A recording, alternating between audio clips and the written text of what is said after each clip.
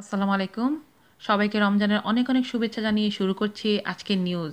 আজকে আবার সেই কাতার প্রসঙ্গ। চলুন আমরা জেনে নিই। সৌদির সঙ্গে কাতারের দ্বন্দ্ব। কাতারের আমিরকে ফোন করে নিজের শক্ত অবস্থান ঘোষণা করলেন পুতিন। কাতারের আমির শেখ তামিম বিন হামাদ আলে সানির সঙ্গে টেলিফোনে কথা বলেছেন রাশিয়ার প্রেসিডেন্ট ভ্লাদিমির পুতিন। ক্রেমলিনের পক্ষ থেকে এ খবর নিশ্চিত করা হয়েছে। সৌদি আরবের সঙ্গে কাতারের চলমান দ্বন্দ্বের মধ্যে পুতিন তামিম বিন হামিদকে ফোন করলেন।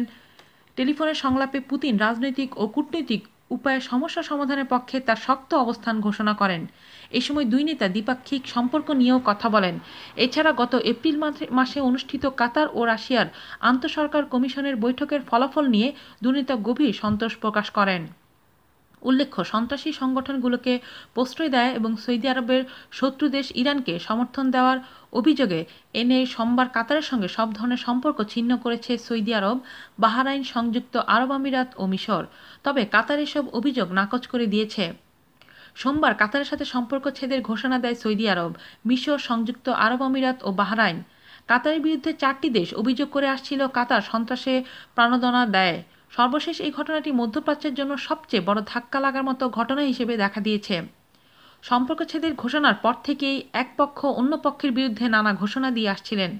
তারই ধারাবাহিকতায় ঘোষণা এলো, কাতারের প্রতি কোনো সমর্থন দেখালেই জেলের ঘানি টানতে হবে 15 বছর। দ্য নিউজ জানিয়েছেন, বুধবার সংযুক্ত আরব আমিরাতের সরকারের পক্ষে দেশটির ফরেন এয়ারফোর্স মিনিস্টার আনোয়ার গার্গাই স্পষ্টই জানিয়ে দিয়ে বলেছেন, কেউ যদি কাতারের প্রতি সহানুভূতিশীল বক্তব্য প্রকাশ করে তাহলে তাকে 15 বছরের কারাদণ্ড দেওয়া হবে। বিবিসির এক সংবাদে ইউএইর অ্যাটর্নি জেনারেলের উদ্ধৃতি দিয়ে বলা হয়, সোশ্যাল মিডিয়াতে দোহার সরকারের প্রতি সমর্থন দিয়ে কোনো পোস্ট করা হলে তাকে সাইবার অপরাধ বলে বিবেচনা করা হবে এবং এমন অপরাধের সর্বোচ্চ শাস্তি পেতে হবে। এর আগে মঙ্গলবার কাতারে অবস্থানরত উপসাগরীয় সহযোগিতা পরিষদের 6 রাষ্ট্রের নাগরিকদের 14 দিনের মধ্যে দেশটি ছাড়তে বলা হয়েছে।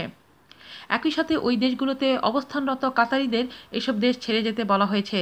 এদিকে পারস্য উপসাগরের প্রতিবেশী দেশগুলো কাতারকে একঘরে করার পর তারা ইরান ও তুরস্ক থেকে বিমান বোঝাই করে খাদ্য সামগ্রী আনার পরিকল্পনা করছে। অন্যদিকে তুরস্ক প্রতিশ্রুতি দিয়েছে তারা কাতারের সামরিক ঘাঁটিতে সৈন্য পাঠানোর লক্ষ্যে পার্লামেন্টে দ্রুত একটি বিল পেশ করবে। ইরান এবং তুরস্ক থেকে পাওয়া খবরে বলা হচ্ছে, কাতারের খাদ্য সংকট মোকাবেলায় তারা সেখানে বিমানে খাবার ও পানি পাঠানোর পরিকল্পনা করছে। পারস্য উপসাগরের আরব দেশগুলোর মধ্যে এই সংকটে মধ্যস্থতার প্রস্তাব দিয়েছে কুয়েতের আমির।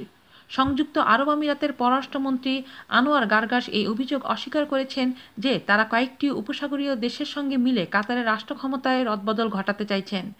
তিনি পাল্টা অভিযোগ করেছেন যে ওই অঞ্চলে উগ্রবাদ এবং সন্ত্রাসবাদের প্রধান মদতদাতা হচ্ছে কাতার। আজ এই পর্যন্তই। ভালো থাকবেন সবাই। আল্লাহ হাফেজ।